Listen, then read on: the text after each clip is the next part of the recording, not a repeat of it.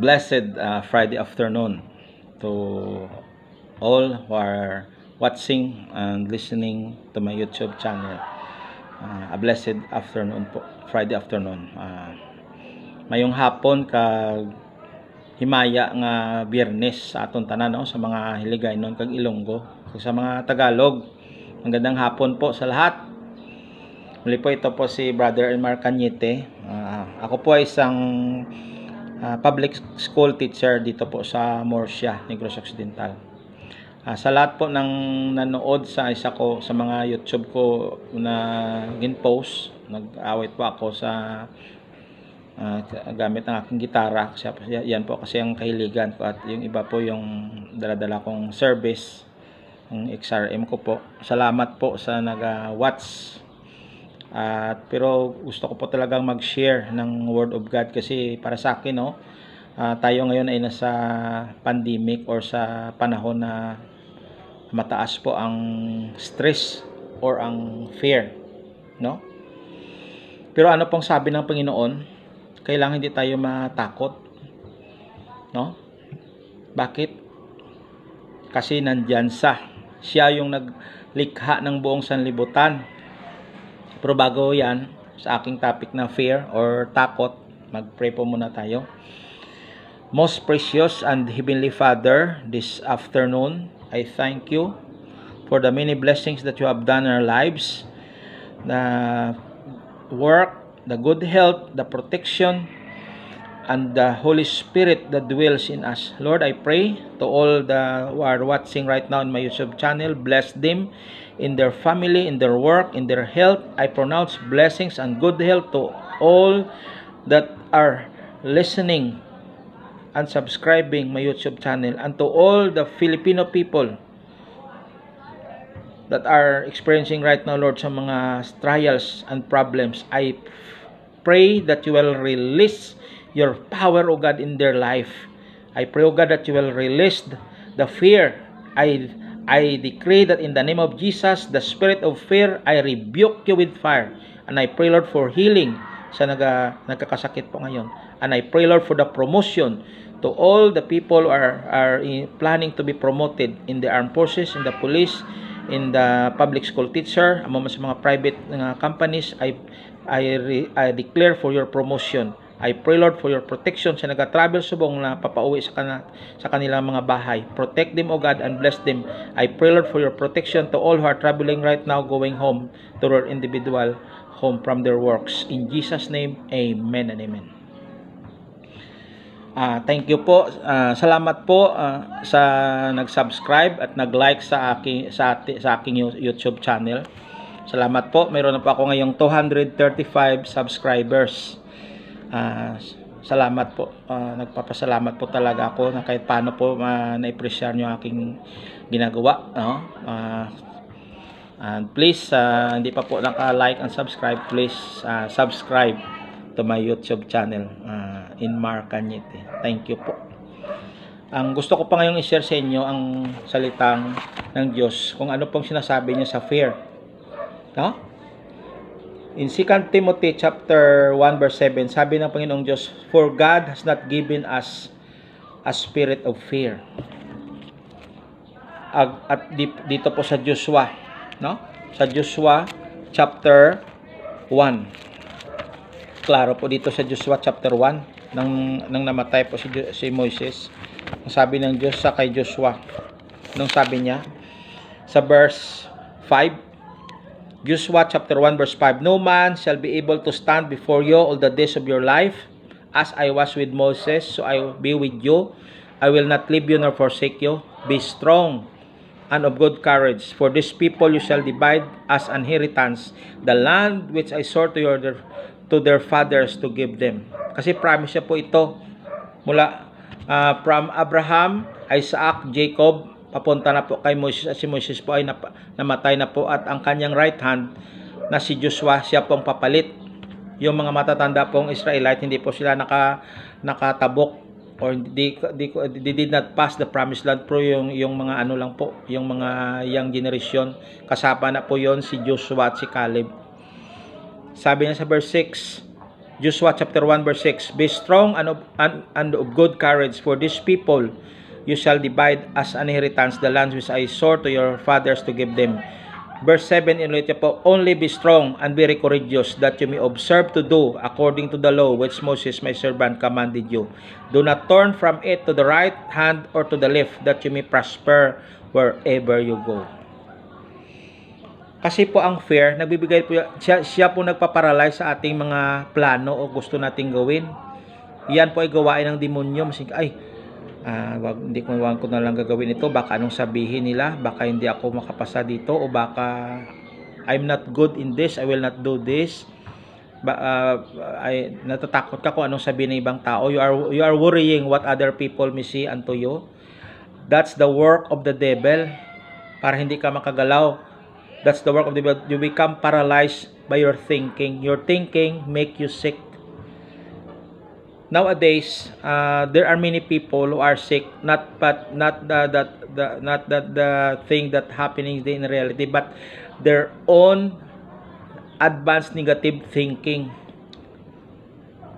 Sila po ang nagbibigay ng sakit sa kanilang sarili, ng anxiety, stress, kahit paano, dahil sa fear. Pero anong hambal ng Panginoon? Anong hambal ng Father God kay Joshua? Kasi po si Joshua ay bata pa, hindi niya alam kung anong gawin niya. Siya yung mag-lead ng almost 2 million Israelite people from the bondage of Israel. They are going to the promised land, to Canaan.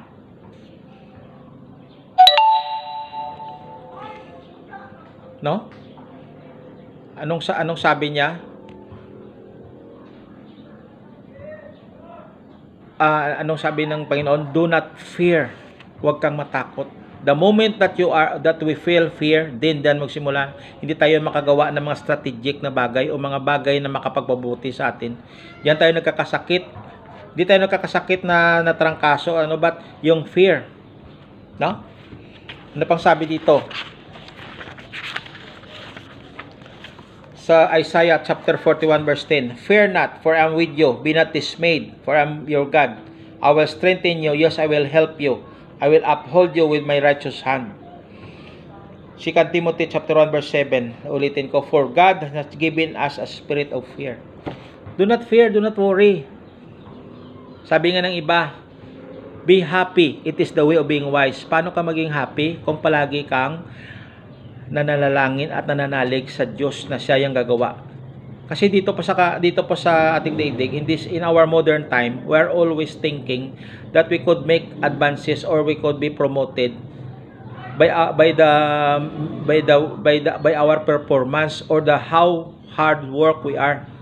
Merits po ang karaniwang ginagawa natin. Merito. Kailangan ko magtrabaho, kailangan kong magsumigi, kailangan ko magbuwis ng buhay sa mga gawin para ako ma-promote.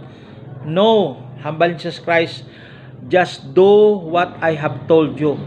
Do it honestly, in a proper way, and do not be stressed. Do not fear. I will promote you. Be humble. I will promote you in the way that you could never be imagined.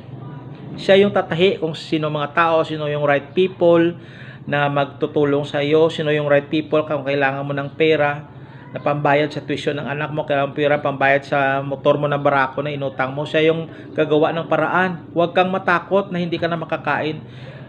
Pray, humble Jesus. You are my special child. Before the things that happen sa iyo, 3 months pa na mangyari sa iyo yan, alam na ng Diyos. Pero bakit binigyan kaya ng trials at mga problems? Kasi gusto ng Panginoon malalaman kung sino bang una mong tatawagin kung ikaw ay nagkakaproblema. Siguro kung magpaproblema, sabihin mo, tatawag ako sa aking first cousin, nandun po sa Dubai. I will call my first cousin in Dubai and I will borrow money. Yan ang kailangan isip. Hindi kaya, ito yung aking gold na ring o aking kwintas. Sasangla ko muna ito sa Palawan. Meaning, hindi ka nag-full faith. Hindi full ang iyong faith. May option ka pa.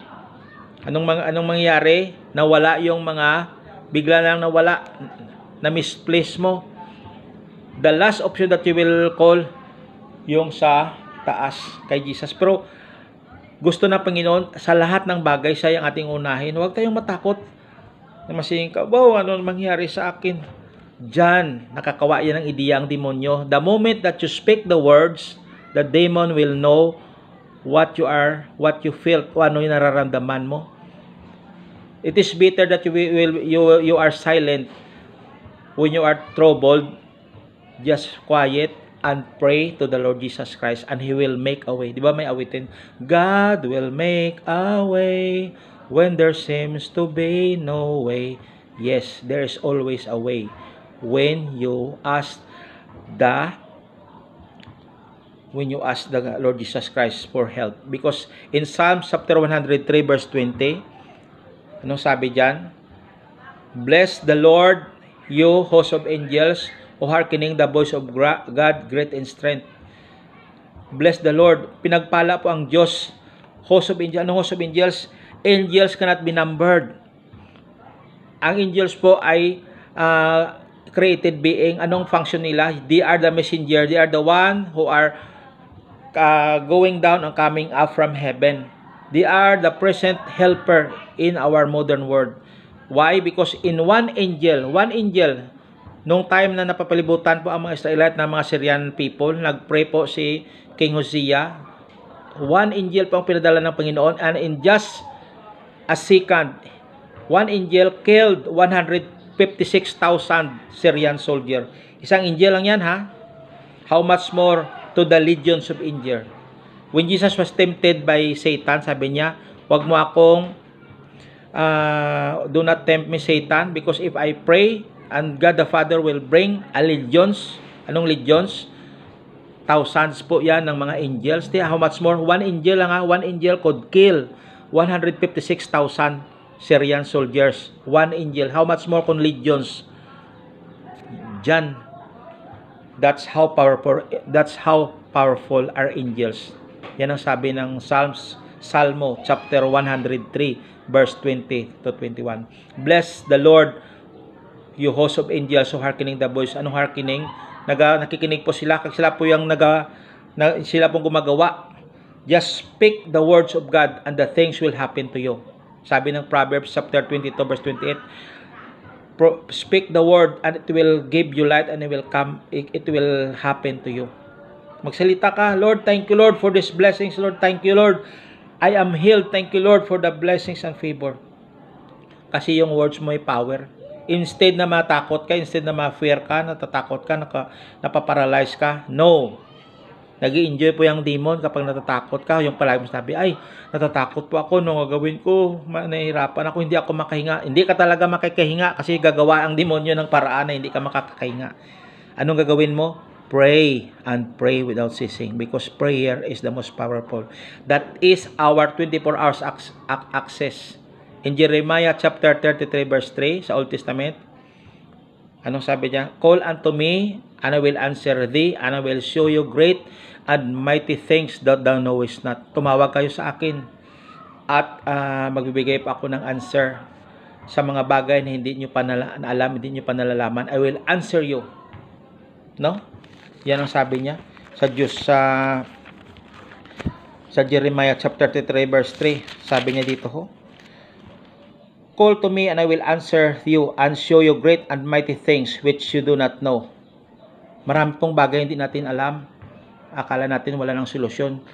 Hindi natin alam na ang ating mahal na Panginoon, He just watching us kung anong gagawin natin sa ganitong problem. Kasi yung problem, parang isang athlete yan na unti-unti lumalakas ka.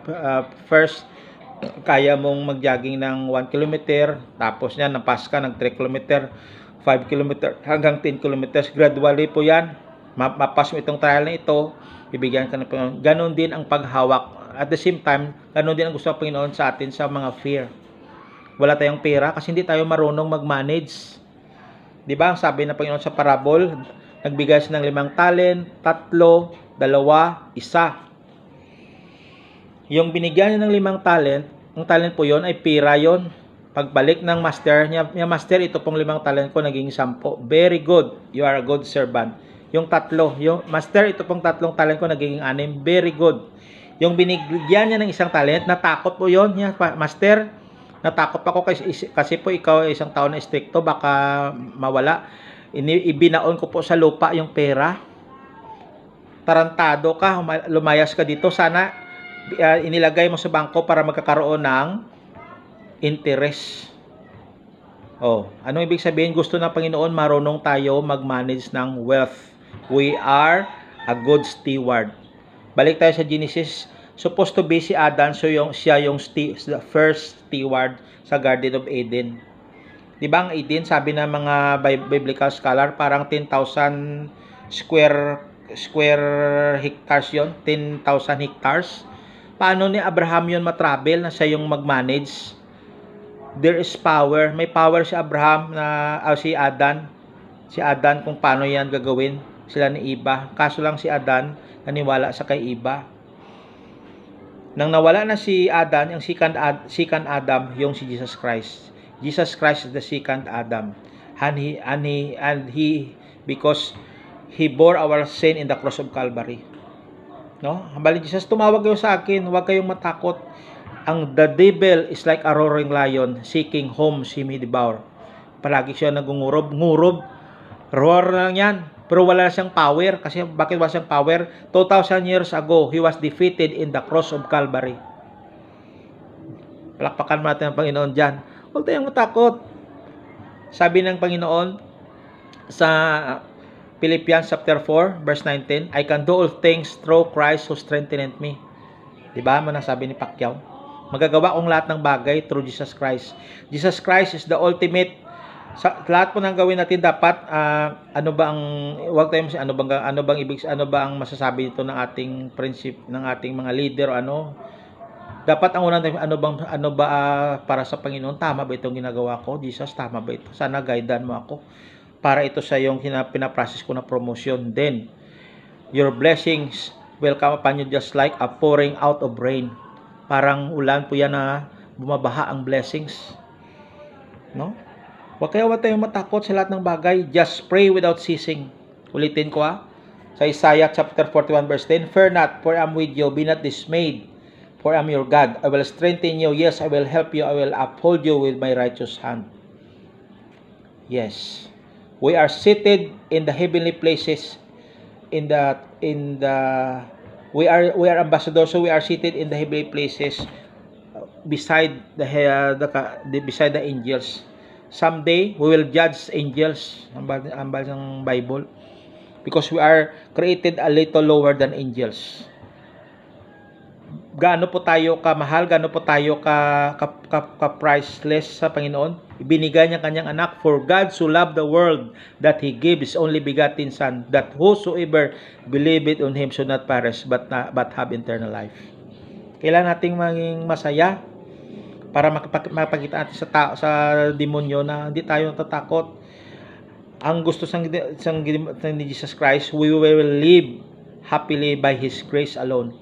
Yan dapat ang ginagawa natin, unmerited favor. We are favored, hindi sa ating merito, kundi we are favored because Jesus Christ loved us. Unmerited favor yan. Wala kang ginawa, just totally dependent ka sa kay Jesus Christ. Wala kang ginawa na kailangan maging ganito ako, maging righteous talaga ako. Hindi ako makapagsabi na to. Mas righteous ako sa kanila, mas righteous ako sa mga ibang bagay. No. Merited favor yan. Dapat ang sasabihin mo, Lord, talagang walang-wala ako. Tulungan mo pa ako. Please help me. When you become humble, Jesus Christ will promote you in whatever place. So do not be fear. No, brothers and sisters? Anong topic natin ngayon? Fear. Ang ating text sa Joshua chapter 1 verse 5 to 7. We become Jews. Naging Israelite tayo. No? Hindi lang sa mga Hudiyo ang blessing. Sa Galatians, sabi ng Panginoon, when we believe Jesus Christ, we become spiritually Jews. Galatians chapter 3 verse 13 to 14. Christ has redeemed us from the curse of the law, He being a curse for us. For it is written, cursed is everyone who hangs on the tree, that the blessings of Abraham might come upon the Gentiles in Christ Jesus, that we might receive the promise of the Spirit through faith. We become spiritually Jews. Supposed to be ang blessings ng Panginoon sa mga Jewish, but by Jesus Christ, by the redemptive power of Jesus Christ, we become the Jewish community. No? That's why huwag tayong matakot. Lahat ng ating mga angst, mga anxiety, mga fear, mga stress, ipag-pray natin kay Jesus Christ at magpasalamat tayo. Because your words have power. Hindi mo pa naisip 'yan.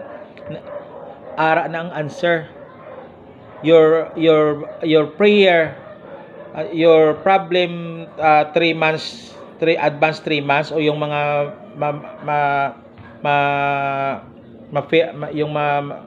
yung habang nabubuhay tayo, yung 3 months pa ng mga problem, may mga solusyon na yan sa Panginoon. Kaya anong gawin natin? Magpasalamat. Bago natin yan masagupa sa daan, yung mga problema, mga trials, may solusyon na yan ng Panginoon. Pero anong gagawin natin? Gusto lang ng Panginoon, pagkasilab niya tayo, gusto niya, araw-araw tayo nagpapasalamat sa Kanya. Gusto niya tayong araw-araw makasama, mangin blessings tayo. Magpakita tayo na mangin courageous tayo. Be strong and be courageous and do not fear. For if you are courageous, by the grace of God, the blessings of God is in you. Lord, thank you, Lord. I am in good health, I am sound. I will receive my bonus today. Ano na gagawin natin, ha? Okay, ngayon, thank you for listening my YouTube channel. Sa muli po, magbibigay naman ako ng post kung anong mga topic. Magpa-pray pa ako, Lord. Thank you sa mga nakikinig sa akin. And bless them, O God. And I pray, O Lord, for your blessings and favor in their lives. In Jesus Christ's name, amen and amen. Thank you, and God bless to all. Amen.